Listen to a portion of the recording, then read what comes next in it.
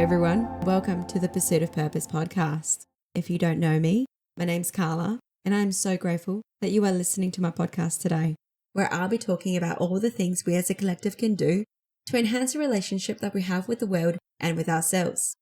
Now, it's very important that you do have an open mind, because in this podcast, I will be having some very controversial opinions, and you may not exactly agree with every single one of them. But that's exactly what this podcast is about. Expanding our minds with curiosity, viewing the world through different perspectives every single day. This one is going to be a very interesting one, because this one is all about the way of patience. If you haven't watched my previous episode, I highly encourage you to please go and watch that first, because you need to know how to become responsible before you learn how to be patient. Responsibility is so important, because if you don't know how to be a responsible person, you will not know how to be a patient one. For the people that have watched that episode, welcome back. And thank you so much again for taking that time and going through the episode. Just a little recap. The Way of Oneness is a universal law where everyone is one. But for us to live in the universal ways of oneness, you have to embody 20 characteristics before we can live in that universal law. It's very important that we learn each individual characteristic individually, one at a time, because just as how Rachel explains it, you cannot go into year 12 and expect to graduate straight away if you haven't gone through year 1, year 2, year 3, and so forth. The 20 Universal Ways of Oneness is exactly the same thing. But anyway, responsibility, that was last episode. So this episode, we are going to focus on the way of patience. It's a funny one, because we all lack patience one way or another. Whether it's waiting for traffic, waiting for your food to heat up, taking your card out of your wallet and it just doesn't want to come out, and you're running late and you're just, get the hell out, I need to pay for shit. Or the serious stuff, becoming patient, educating a child, being patient with your elderly mum that has dementia. Could even be as simple as being patient with a little puppy that you brought home. Embodying patience means you ultimately trust your higher self, the universe, God, even just yourself. It doesn't have to be religious, but you have trust. You know ultimately the reason why something isn't working right now is because it's out of my control. You trusting it, and you just try again. You keep going and you keep trying until it eventually sticks. If something doesn't go your way, you don't throw a little tantrum like a kid. Being patient means that you are also emotionally matured, because you can control your emotions when things aren't going your way. Just because something doesn't happen the way how you want it to go does not give you the right to have an emotional outburst and get frustrated at whatever is happening. The way of patience means that you need to embody the way of responsibility at the same time as being a patient person. Let's say hypothetically you're talking to someone, right? And you're trying to tell them something, but you can tell that they're not fully present. You can either A, lose your shit and have an emotional outburst and tell them, oh, you're not listening to me, you never pay attention, I'm trying to tell you something, whatever, all this sort of shit. Right? You can lose your shit. You can lose your patience. Or you can take responsibility for your emotions, aka emotional intelligence. And instead of having an outburst, you say, hey, I'm trying to have a heartfelt conversation with you here. If something's going on with you and you can't be present with me fully right now, that's okay. I understand. Let me know when I can have your attention, because I really want to work through this with you and I want to come onto the same page. That is you taking responsibility. And that is you having patience. You understand that that person could be going through their own shit And in that moment of you trying to have a conversation with them, they might zone out and revisit that shit situation again in their head without even trying to, but it just happens because they have a lot of stuff on their mind. And you instantly snapping at them, then make them feel a little bit more better towards you. I know obviously they're mainly the one in the wrong in that situation, but that is still going to create resentment, bitterness within them because you're showing them that you can't control your emotions. So in the time where they want you to control your emotions, they're probably going to assume that you won't. Just from something as simple as this. Although, yeah, they're the one in the wrong. But for you not controlling that, that tells them more about yourself than what it tells you about them. In situations where you have to repeat yourself, you need to learn how to be responsible for your emotions, and you need to learn how to be a patient person and continuously embody patience until that person understands, until they are on the same page as you. And unfortunately, it's going to take more than one time. They could turn around and say, yeah, look, there's a lot of stuff on my mind right now. Do you mind just giving me 5 minutes and then I'll come back to you? That's all it needs to be. Or they could say, oh no, I'm so sorry. I didn't mean to zone out. Look, it's all good. I'm going through a lot of shit right now, but it's okay. I'm fully present now. Please, I'm listening to you. It doesn't need to be an egoic fight of one person going off compared to the other going off. And you're just both going off at each other when neither of these people are taking responsibility for their emotions, but not regulating their emotions. They just yapping their emotions at each other. And also, they're definitely not embodying patience. Because for you to embody patience, you need to take responsibility first. In that example, responsibility over your emotions.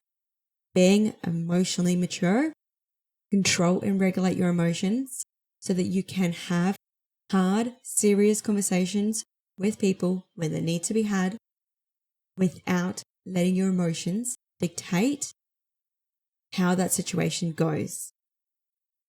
Patience is required when you becoming romantically involved with someone, but just because you get frustrated in a situation doesn't mean that you can have an emotional outburst. Relationships are going to test your limits. That's for sure. They're here to teach you. Relationships aren't here to make you happy. They're here to teach you.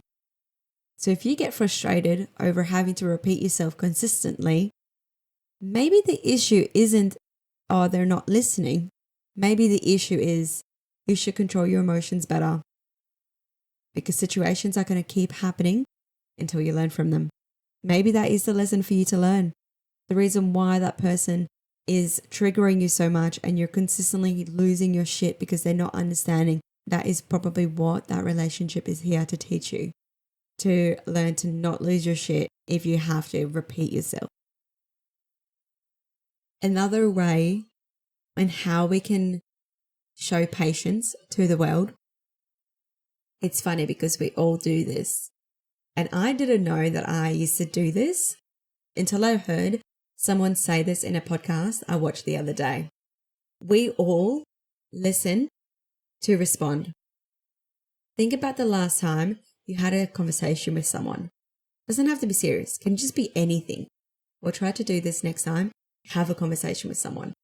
That you listen to what they're saying, but while they're talking, you're already thinking about what you're going to respond with. When you do that, I don't want to bring your ego into this, but that is an egotistical standpoint because you're only listening to people, thinking about what you're going to say, making it less about what they're saying and more about what you're saying.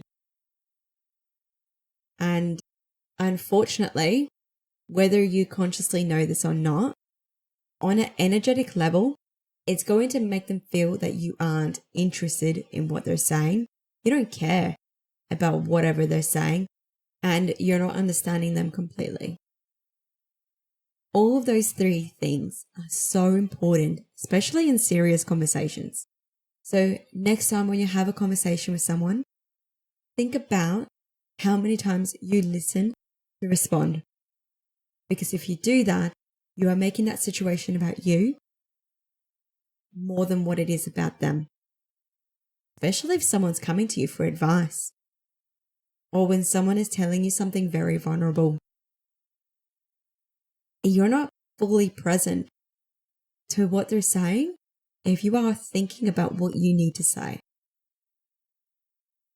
Pause, stop, listen to what they're saying, fully feel the emotion that they're trying to get across.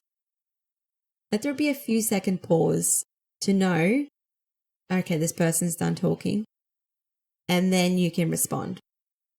But not only is that going to improve the communication that you have with the world, but that's also going to improve the way of your understanding of communication. And majority of the time, that's going to eliminate miscommunication because you're fully being present to the thing that they're trying to say and not putting your judgment onto what they're saying before they actually finish what they're saying. Being patient is such a divine gift to have because not everyone can embody patience 24/7. And I understand it is a hard thing to learn, but we need to learn how to become responsible for the things we are impatient over. I'm going to read a little bit out of the chapter Patience because this is one of my favorite chapters that I read. Patience requires stillness. To be impatient means you are in the energy frequency of wanting. If you're in wanting, that means you're not accepting of something that is. You want something to be different than what you're experiencing. It means you're in the energy of lack or scarcity because you don't yet have something that you want. Being impatient shows a lack of appreciation for this very moment. Whatever that moment is, it shows lack of gratitude for what you already have. Patience requires a healthy relationship with yourself to just be. It requires emotional maturity. It requires you to master your mental programs that are running that tell you that this moment should be somehow different than what it is. The emotional maturity it requires for you to master being provoked, restless, irritated, or annoyed with whatever you are experiencing or witnessing in this moment. Being patient is such a gift. It's one of the most selfless gifts you can offer to one another. When you're impatient, you show complete disregard for anyone else involved or making the entire situation about you and only you. Your impatience makes the scenario about how you feel no consideration of how this is impacting the other person involved. You're thinking only of yourself because you've been taken over by impatience. This is a form of selfishness. You may have to become patient when reaching your goals. You may have reached a point in your health and fitness journey where you've really stuck with this for 6 months straight and you're feeling amazing. Within the first 3 months, you made massive improvements. Yet, you've now reached a plateau where every time you step on a scale, the weight hasn't dropped to a number that you desire it to be or be as high as you want it to be. When those sort of things happen, impatience overtake your body, you instantly lose gratitude for the hard work that you have already put in the last 6 months. You instantly think about the future. You aren't where you think you should be. Then you become impatient. You may even create a little bit of self-doubt in you, believing all the hard work that you're putting in, it must just not be destined for you to reach that certain point. It's just never going to happen. So you lose a little bit of faith. Being impatient is so detrimental to your overall well-being and success because it overruns logic in your brain. You instantly are going to assume the worst in situations. You're never going to look at the positive in a situation because you stepping on that scale and it hasn't dropped as much as you want to do, drop at this certain point in your life. Yeah, obviously, you need to take responsibility for the times where you don't stick to things consistently. But let's say in a situation where you have stuck with something consistently, yet you're just not reaching to the point of where you desire it to be, and you become impatient, you lack gratitude. You are telling yourself you aren't worthy, that you're not working hard enough. You're just embodying negativity when it needs to stay positive, because you're not going to do the things that is in your best interest if you aren't going to be looking at it in a positive way. If you look at things negative, you are never going to be positive. So if you're going to become impatient over goals that you believe you should already have, you clearly haven't acquired the skills or the knowledge yet, because if you did, you would be there already. Bit of a humbling experience. And all you can do is just become more patient and say, okay, what's next? Come on, universe, give it to me. Give me the lessons, give me the experiences so that I can evolve and become the person that I desire to be. That is you taking responsibility. And of course, that is automatically going to make you a patient person, because you're taking the responsibility and say, okay, I clearly haven't learned the skill sets that I require for me to be in that part of my career. I need to become the thing that I want to have. So if you want to be a size 6, you need to acquire the brain of someone that is a size 6. You need to train as hard as they do. You need to eat exactly how they do. You need to have the knowledge they do for you to be able to embody a size 6. So the reason why you're not there yet is because you have one or more of those things you are missing. So you need to educate yourself, take responsibility, and become patient, because these sort of things does not happen overnight. And you need to just grind it out until you get there. And in 6 months' time and you're still not there, revisit it and say, okay, well, where am I not taking responsibility? Oh, probably, shouldn't eat out as much. Okay, take responsibility for that. Instill patience again, and let's wait again.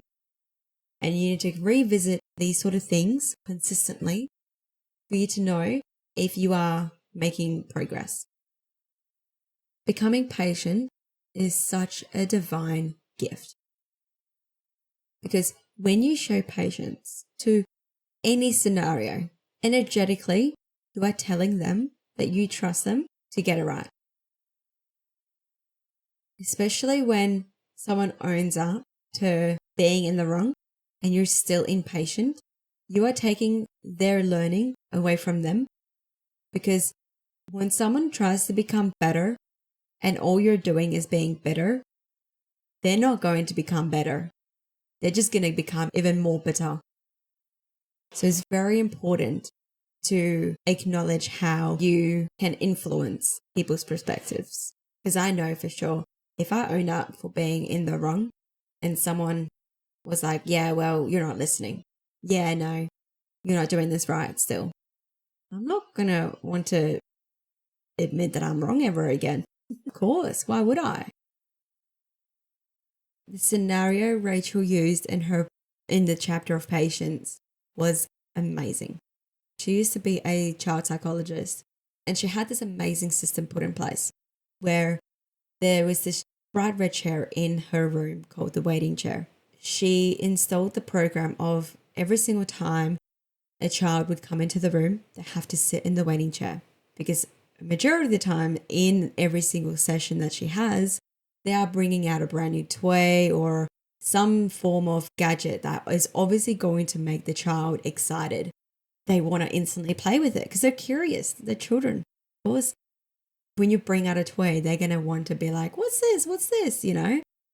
But that's why she installed the waiting chair, because some situations, these toys will take a little while to set up, especially if it's like a full-on play set.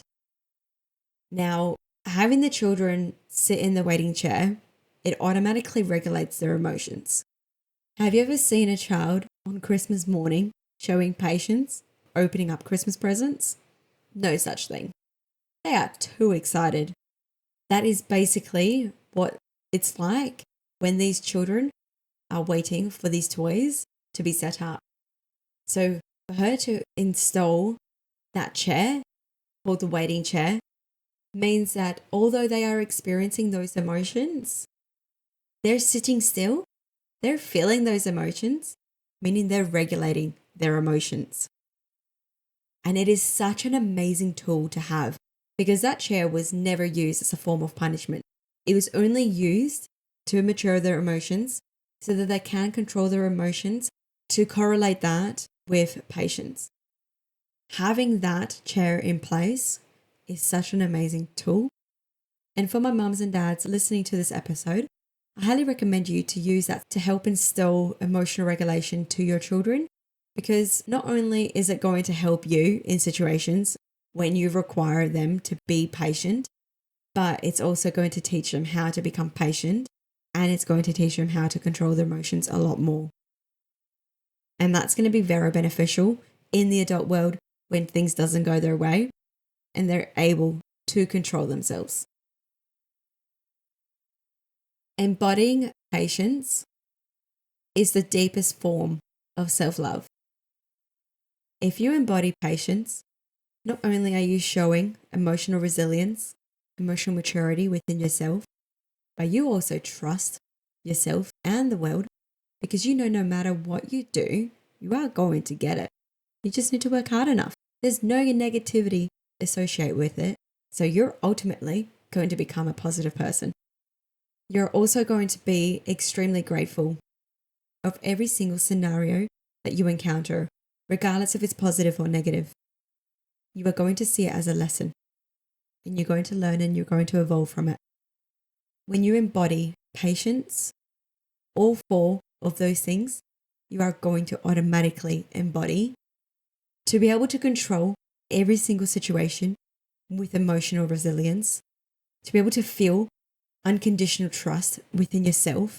You remain in a positive mind space no matter what, and you are grateful for every encounter that you come across. How amazing does that life sound?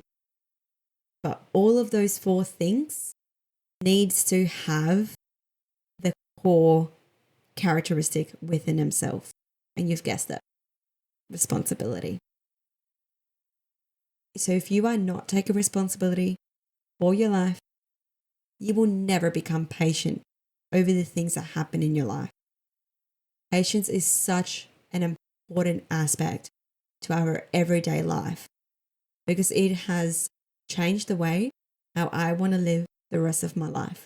Of course, it's not going to be all great, but that's why the 20 Universal Ways of Oneness are here to help and assist you in every scenario, regardless if it's positive or negative.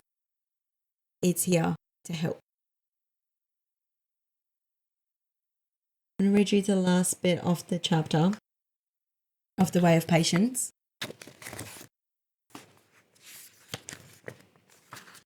The reason why impatience takes over is because you don't trust and you lack faith. When impatience gets triggered, it's a reflection of the absence of trust that you hold regarding yourself, your inability to emotionally handle what you are currently experiencing. You are saying to yourself that you can't handle this because you have low emotional resilience. You have low emotional resilience because you don't trust yourself to move through challenges or negative situations with power and grace, or without thinking that you are falling apart. Every challenge you face is an opportunity to learn a particular lesson so that you may receive the gift that blooms once that lesson is integrated into the beginningness of who you are. Faith is knowing and accepting this universal truth, and therefore is reflected in showing up as the way of patience as you move through life.